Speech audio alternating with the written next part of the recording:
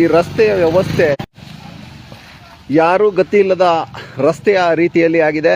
ಈ ಗ್ರಾಮದ ರಸ್ತೆ ನೀವು ನೋಡ್ಬೋದು. ಯಾರೋ ಒಬ್ರು ಪುಣ್ಯಾತ್ಮರು ಮಣ್ಣನ್ನ ತಂದು ಇವತ್ತು ಗುಂಡಿಯನ್ನು ಮುಚ್ಚಿದ್ದಾರೆ. ಇಲ್ಲಿನ ಅಧಿಕಾರಿಗಳು ಈ ರಸ್ತೆಯನ್ನು ರೆಡಿ ಮಾಡೋದಕ್ಕೆ ಇಲ್ಲ ಕನಿಷ್ಠ ಜ್ಞಾನವಾದರೂ ಇದೆಯೋ ಇಲ್ವೋ ಅಂತ ಗೊತ್ತಿಲ್ಲ.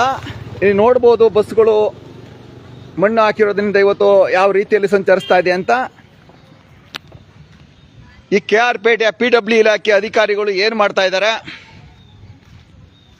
ನೋಡೋದಕ್ಕೆ ಯಾವ ವ್ಯವಸ್ಥೆ ಇದೆ ಇಲ್ಲಿ? ಇವರು ಯಾರು ಕೂಡ ಒಬ್ಬ ಸರ್ಕಾರಿ ನೌಕರರಲ್ಲಿ ತಿರುಗಾಡ್ತಾ ಇಲ್ವಾ?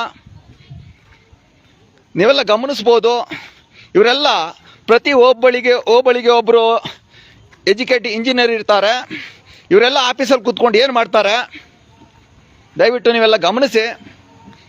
ಈ ವ್ಯವಸ್ಥೆ ಇಷ್ಟು ಮಟ್ಟಿಗೆ ಕೆಟ್ಟೋಗಿದೆ ಅಂತಂದರೆ ಇವರೆಲ್ಲ ಸಂಬಳ ತಗೊಂಡು ಆಫೀಸಲ್ಲಿ ಕೂತ್ಕೊಂಡು ಏನು ಕೆಲಸ ಮಾಡ್ತಾರೆ ಅಂತ ನೀವೆಲ್ಲ ಗಮನಿಸಿ.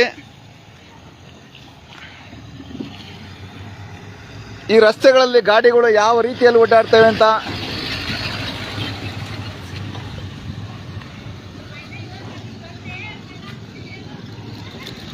ನೋಡಿ. ಇವತ್ತು ಯಾರೋ ಪುಣ್ಯಾತ್ಮರು ಇಲ್ಲಿ ತಂದು ಮಣ್ಣು ಹಾಕಿದ್ದಾರೆ. ಅದನ್ನ ಸರಿಯಾದ ರೀತಿ ಮಟ್ಟನೂ ಕೂಡ ಮಾಡಿಲ್ಲ.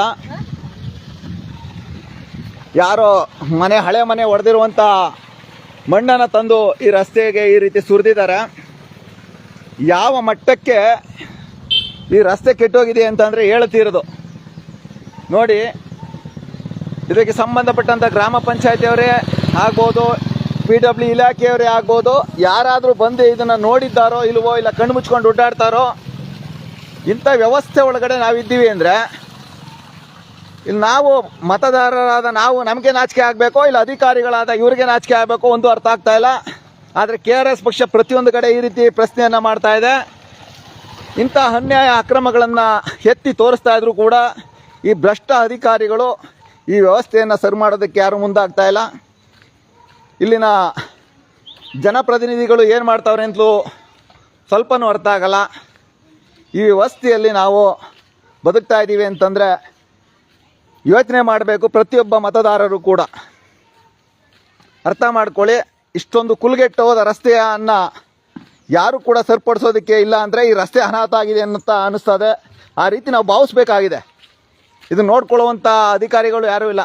ಯಾರೋ ಒಬ್ರು ಪುಣ್ಯಾತ್ಮರು ಈ ಮಣ್ಣನ್ನು ಬಂದು ಸುರಿದಿದ್ದಾರೆ, ಅದ್ರ ಮಟ್ಟ ಮಾಡಿಲ್ಲ. ಗೌಡ್ರೆ, ಎಷ್ಟು ದಿನ ಆಗಿದೆ ಈ ರಸ್ತೆ ಸರಿ ಮಾಡ್ದಾನೆ? 2-3 ವರ್ಷ ಆಯ್ತು ಗುಂಡಿ ಬಿದ್ದು. 10 ವರ್ಷನೇ ಆಗಿದೆ.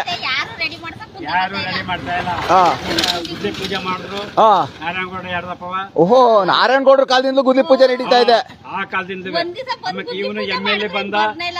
ನೋಡಿ. ಈ ವ್ಯವಸ್ಥೆ ಎಷ್ಟರ ಮಟ್ಟಿಗಿದೆ ಅಂದ್ರೆ ನಮ್ಮ ರಾಜಕೀಯ ವ್ಯವಸ್ಥೆಗಳು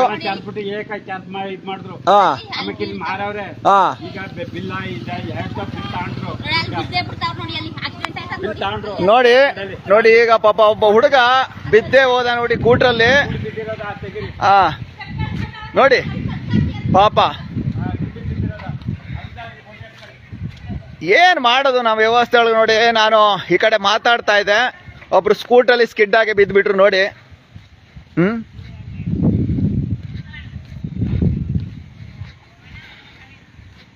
ತಡೆಯಪ್ಪ ಬಂದೆ ತಡೆಯೋ ನೋಡಿ. ಇಂಥ ವ್ಯವಸ್ಥೆ ಇರ್ಲಿ ಆಯ್ತಪ್ಪ, ಆಯ್ತು ಇರ್ಲಿ.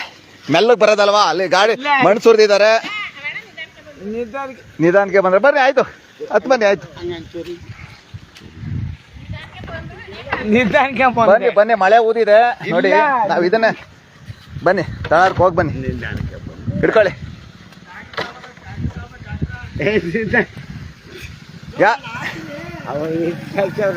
ಇರ್ಲಿ ಆಯ್ತು ನಡ್ರಿ.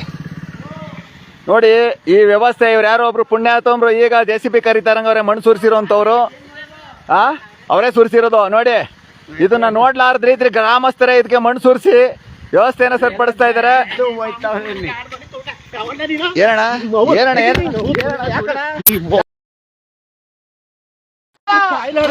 ಮಾಡ್ತಾ ಇದ್ದೀನಿ ಕೈ ಯಾಕೆ ಮಾಡ್ತಾ ಇದ್ದೀನಿ ನೀನು? ಕೈ ಯಾಕೆ ಮಾಡ್ತಾ ಇದ್ದೆ ಅಷ್ಟು ಹೇಳು. ಕೈ ಯಾಕೆ ಮಾಡ್ತಾ ಇದೀಯ ನೀನು? ಕೈ ಯಾಕೆ ಮಾಡ್ತಾ ಇದ್ದೀನಿ ನೀನು? ಹೋಗ್ಬೇಕಲ್ಲ ಬಾಮಗ ಹೋಗಿ ನೀನು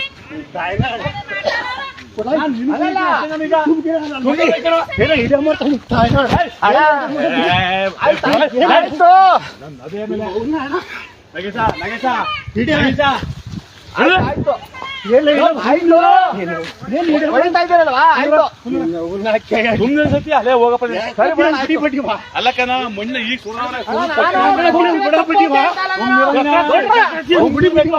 ನಾನು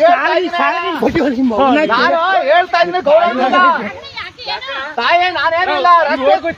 ನಿನ್ ಮನ್ಸು ಕೊಡುವ ನೀನು ಎಷ್ಟು ಅರ್ಥ ಮಾಡ್ಕೋ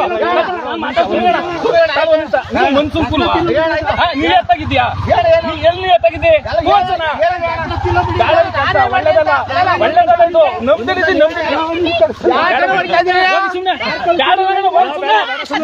ನಾನು ಮಾತ್ರ ಕೇಳು ನಾನು ಬಂದಿದ್ದೀನಿ ಮತ್ತೆ ಸುಮ್ಮನೆ ಹೊಂಟೋಗ್ಬೇಡ ಹೋಗಿ ಸುಮ್ಮನೆ ನಾನು ಹೇಳ್ತಲ್ವಾ ಸರಿ ಬಿಡೋಣ ಬೇಡ ಹೋಗಿ ಸುಮ್ಮನೆ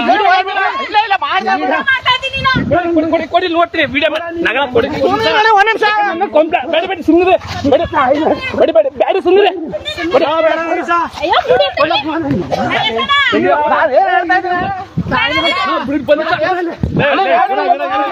ನಾನು ಬೆಳಿಲ್ವಾ ನಂಗೆ